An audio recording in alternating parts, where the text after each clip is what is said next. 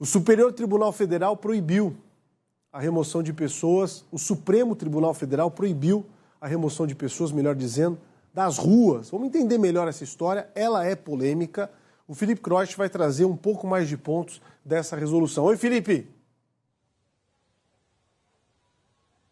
Isso mesmo, viu, Polito? Essa decisão foi tomada por maioria do STF, o Supremo Tribunal Federal, para seguir a decisão de Alexandre de Moraes. Ele é que tomou essa decisão. Esse pedido teria sido feito por dois partidos políticos, o Rede Sustentabilidade e também o PSOL, e também o Movimento dos Trabalhadores Sem Teto. E essa decisão diz o quê?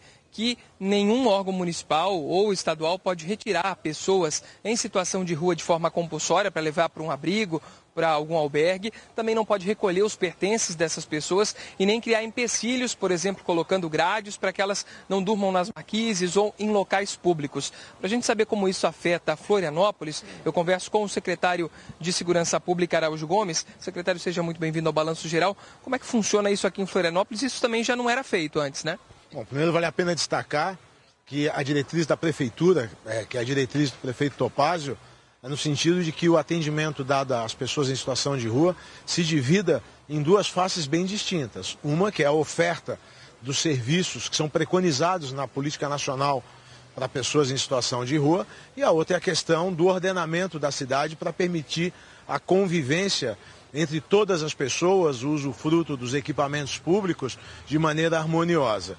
Nesse sentido, a maioria das práticas que são abordadas na decisão do Supremo já não eram práticas de Florianópolis. Algumas requererão algum tipo de adaptação na sua implementação do ponto de vista de forma, como, por exemplo, informar com antecedência os horários de lavagem, limpeza e zeladoria dos espaços públicos onde possa haver pessoas em situação de rua. Entretanto, a orientação na Prefeitura é que continua havendo essa oferta de serviços, e ela deve se intensificar, como vem se intensificando nos últimos tempos, e deve se manter essa linha de lei e ordem no sentido de garantir que o espaço público possa ser usufruído por todas as pessoas, principalmente os equipamentos.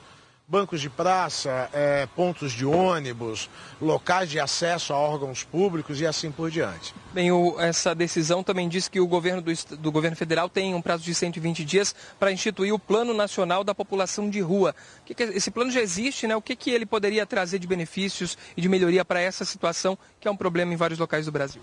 Na verdade, o que existe é a política nacional, e agora a decisão desdobra com a compulsoriedade do governo federal ter um plano nacional, e também isso se desdobra para o município.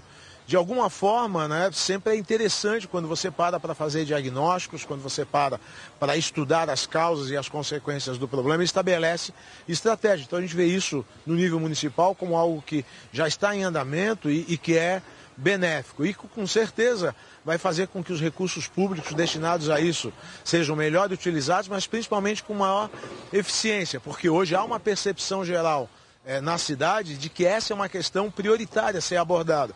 E o prefeito Topázio já deixou público e notório em vários momentos que isso está estabelecido para ele como o mais alto grau de prioridade dentro das ações da prefeitura. Agora, é inegável que esse número de moradores de rua está crescendo também aqui em Floripa.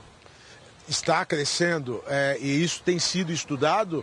Isso nos faz repensar algumas práticas que têm sido recomendadas, inclusive algumas da própria decisão do Supremo, que acabam dificultando a aderência das pessoas em situação de rua aos programas de governo, porque facilitam os mecanismos que prendem essas pessoas na rua, que fazem com que elas obtenham espaço, alimentação, outros tipos de meios de sobrevivência, independente de cumprir algumas regras e independente de ter uma aderência a uma subsistência supervisionada por profissionais de qualidade, como é o caso aqui em Florianópolis. Certo, obrigado pelas informações, Araújo Gomes, que é secretário de Segurança Pública aqui de Florianópolis. Bem, os serviços estão aí à disposição para aqueles que querem usufruir, como o albergue, local para dormir, para tomar um banho, roupas, alimentação também. Agora, o desafio do governo federal e o desafio de todos os gestores do nosso país é o que fazer com aqueles que não querem, né, Polito? Aqueles que não aceitam essa ajuda e não querem se submeter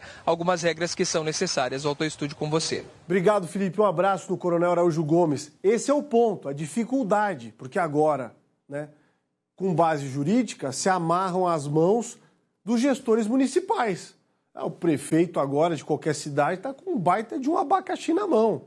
Dificulta, endurece a mobilização daquilo que precisa ser feito na cidade. Infelizmente, cada 10, 8 não querem receber o auxílio que é muito bem oferecido. A opinião das pessoas